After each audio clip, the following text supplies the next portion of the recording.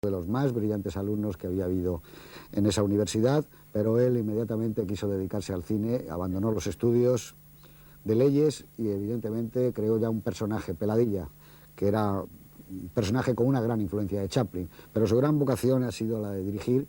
Ha hecho grandes películas en la época muda y en la época sonora. Hoy vamos a ver La verbena de la paloma, probablemente que es su mejor película. Pero además de eso, cuando deja la dirección, ya con 50 y tantos años, se convierte en uno de los productores más potentes de nuestro país y hasta los últimos momentos de su vida yo creo que Benito Perojo es de las pocas personas que se puede decir, y es verdad, que llevaba celuloide en las venas. La película de La verbena de la paloma era tan cercana a él y tan personal que cuando en su época de productor planteó hacer de nuevo una versión, encargó a Saed Heredia su propia versión de La verbena de la paloma, pero hasta el Saed Heredia reconocía que había quedado muy por debajo de la película de Perojo, que sin duda alguna de las muchas versiones que se han hecho, en el cine mudo se hicieron dos más, una de ellas de Butch, pues yo creo que es una obra capital, sobre todo en ese terreno tan movedizo cuando está empezando el cine sonoro en España. La película se hizo con una cantidad bastante notable para la época, 1 millón de pesetas de entonces, y casi un tercio se gastaron en decorados. Se trató de captar perfectamente la magia de la obra de La verbena de la paloma. Hubo una cantidad enorme de figuración en la propia verbena y bueno, él, que había nacido prácticamente cuando se desarrolla La verbena de la paloma, el 15 de agosto de 1896, tuvo un interés especial, como digo, en dejarse lo mejor de sí mismo, incluso todo lo que tenía en hacer esta película, que a mí me parece que tiene una gran influencia para bien de los musicales norteamericanos de los años 30, que él conocía a la perfección.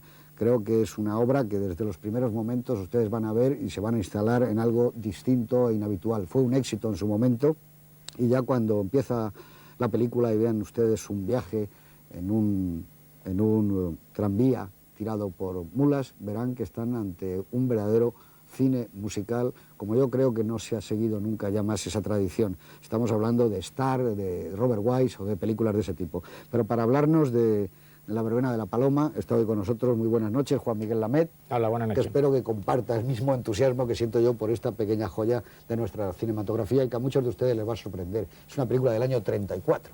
Una película del año 34. Efectivamente, yo comparto tu entusiasmo, entre otras razones, porque cuando los sordos vemos una película musical y le sacamos partido, pensamos que los que oyen, imagínate. La verbena de la paloma es una película paradigmática para ver cómo era el cine español en la década de los 30 y más concretamente el cine español de la República, que se llama. Y dentro del cine español de la República hay una temporada que es la temporada 35-36, que los historiadores de cine consideran como la edad de oro del cine español. Es la temporada en la que se estrena Rumbo al Cairo, Morena Clara, en la que se estrena Nobleza Baturra, en la que se estrena La verbena de la paloma, etcétera. Todo esto, la edad de oro, quedó truncada, como tantas otras cosas, con la Guerra Civil Española. En esta década se crea Cifesa, precisamente en el año 32, que por cierto se crea con una cantidad parecida casi al costo de La verbena de la paloma, porque se creó con 1,5 millones de pesetas. Y lo primero que hace Cifesa es contratar, a la manera de los estudios norteamericanos, a directores y actores. Contrata entre ellos a Benito Perojo y contrata a Florian Rey, que son los dos directores del cine español mudo que consiguen traspasar la barrera del sonoro. Contrata actores como Impera Argentina, Miguel Ligero, etc. Yo creo que la figura de Benito Perojo ha sido irrepetible, como tú has dicho, en la historia del cine español. Primero porque era un hombre con una insólita educación, una insólita cultura y un cosmopolitismo que incluso las revistas de la época le atacaban por ese cosmopolitismo, porque le echaban de menos ese olor a garbanzo que parece que era necesario para ser un cineasta español. Y en segundo lugar, porque era un hombre con una visión cinematográfica muy clara. Todos los que vean la película y hayan visto el ciclo anterior de Qué grande es el cine, verán cómo hay una enorme influencia del cine francés en la obra de Perojo y concretamente en esta película La verbena de la paloma. No hay que tener en cuenta que Perojo fue amigo de Abel Gance, de Marcel Levier, de Epstein, de René Clair. Perojo empezó a dirigir películas en el año 25 y tenía una tendencia, esta película bien, de alguna manera, una tendencia a utilizar formatos literarios, obras literarias importantes. Incluso se podría poner como ejemplo el hecho de que fundó una productora con el propio Benavente y de que hizo películas con Gregorio Martínez Sierra en los Estados Unidos. Es el único cineasta español que ha rodado en Estados Unidos, que ha rodado en Francia y que ha rodado en Alemania. Yo, en el año, cuando terminó la guerra, desafortunadamente, siendo como era, desafortunadamente y con toda legitimidad, pero siendo un hombre como era, absolutamente liberal y se pasó con armas y bagaje al bando vencedor y coincide exactamente eso con el inicio de su decadencia. Aunque hace una película que es Marianela, en el año 40, que obtiene, creo recordar, el León de Oro en el primer Festival de Venecia, poco a poco va bajando hasta que en 1950 deja la producción. Yo quisiera hacer dos observaciones muy personales de esta película y ya termino. La primera observación es que el espectador se fije en el lenguaje de la película, que está a caballo entre el mudo y el sonoro, y que se dé cuenta de que se trata del primer gran musical del cine español. En segundo lugar, hay algo en la película que a mí me resulta entrañable, que son las escenas de masas, la verbena, donde se ven tantas caras de españolitos y españolitas que yo, que he visto la película muchas veces, cada vez que la veo pienso, meses después, estas mismas personas, no otras, sino estas mismas personas, estaban ensarzadas en una guerra civil. Es verdad. Muchas gracias, Juan Miguel. Juanco, buenas noches. Buenas noches, José Luis. ¿Qué nos puedes decir de La verbena de la paloma de Perojo?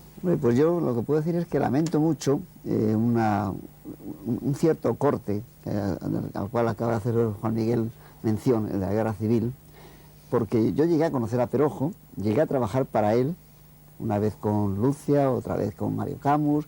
He trabajado varias veces con él y he estado en su despacho, hemos hablado, pero ese desconocimiento que teníamos de lo que había sido antes del 36 el cine español hizo que en ningún momento yo tuviese la curiosidad de hablar con él y de hacer una entrevista como me hubiese gustado. Sí la pedí con Casanova y Luis Lucia me dijo que estaba en un momento malo y tal, y total se murió sin hacer esa entrevista fuerte, importante sobre Cifesa. Pero con Perojo es desconocimiento mío el no haber podido tener esa recopilación de lo que había sido su vida anterior al 36, porque creo que era muy interesante. Yo le conocía como productor y con una cierta edad, y además, bueno, ya estaba metido en un tipo de cine que era bastante sensiblero, en cierto sentido. Tanto las cosas que yo trabajé para él, como lo que yo estaba oyendo allí alrededor, y la forma en que reaccionaba a ciertas historias, parecía como estaba ciertamente algo desencantado del cine.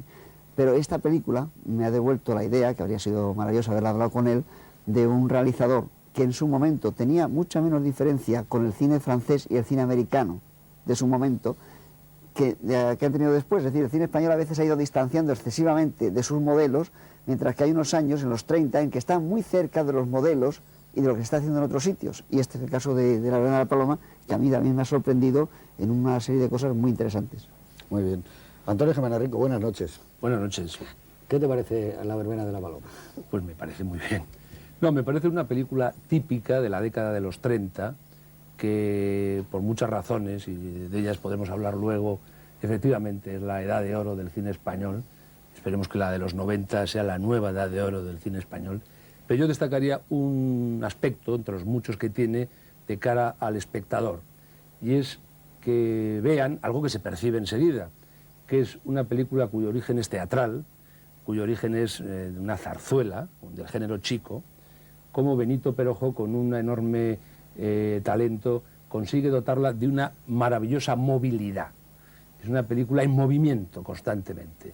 Hasta las romanzas de zarzuela, que tradicionalmente en la zarzuela el tenor se pone en primer término y suelta la romanza, él consigue las romanzas moverlas integrarlas en la acción narrativa de la película, y realmente yo creo que uno de los aspectos más brillantes de la película es su enorme movilidad, partiendo de un hecho tan estático como puede ser una obra del género chico de teatro. Muy bien, bueno, pues vamos a ver La verbena de la paloma. Hace realmente muy poco, unos meses, hubo un pase de esta película en el Cine Colisión de Madrid, y realmente el resultado